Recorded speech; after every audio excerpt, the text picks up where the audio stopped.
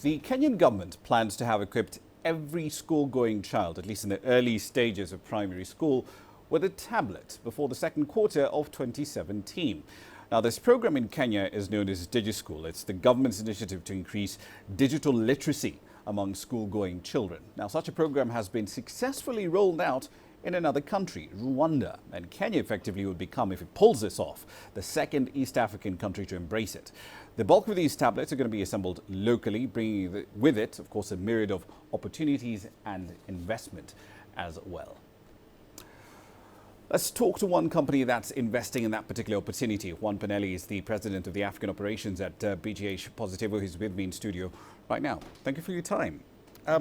You've set up a 7,500 square meter manufacturing facility in Rwanda.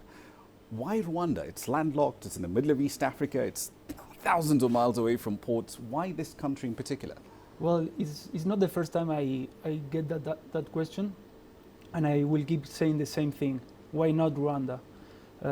When 3 years ago we decided to expand our operations from Latin America, we are a joint venture between two South American companies, leading companies in Argentina and Brazil, and to start in Africa. We were looking for a country where we can showcase our capacities, and we found in Rwanda a great partner. Rwanda, its economy has been growing at the rate of around 8% per year for the last 10 years. It has a strong governance. It's small, as you mentioned, but with a big population. There are around 12 million people. And they have a vision that we share, which is within education, a knowledge-based economy. If you take in consideration that in the following 20 years from now, 80% of the population, the workforce, will need a digital knowledge to work, then it makes sense. The thing I find interesting about the company you work for is that it's not just a tech company. You don't just assemble PCs and tablets and cell phones. There's also a strong educational side to the business as a whole. How does that fit into your enterprise in Rwanda?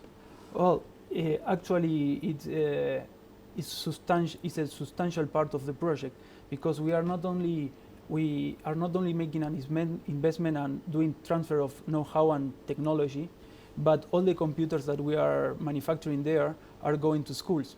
And this it's a little part of a big project that is bringing knowledge, bringing technology, and these guys that are in 20 years are getting into the market are going to work with us as well when we grow from there.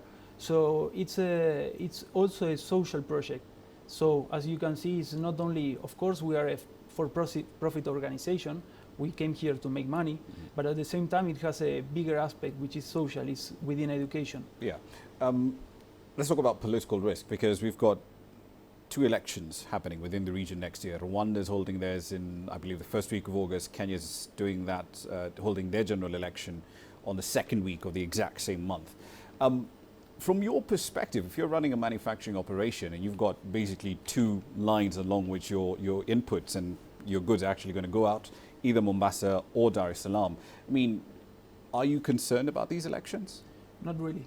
Of course, we have our policies and the way we do things, but as I mentioned before, we are coming from emerging markets. We are coming from Argentina, we are coming from Brazil. We're used to that.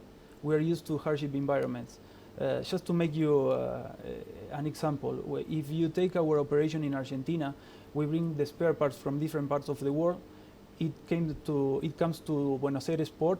From there, we have to drive 3,000 kilometers across a desert. We have to cross a mountain.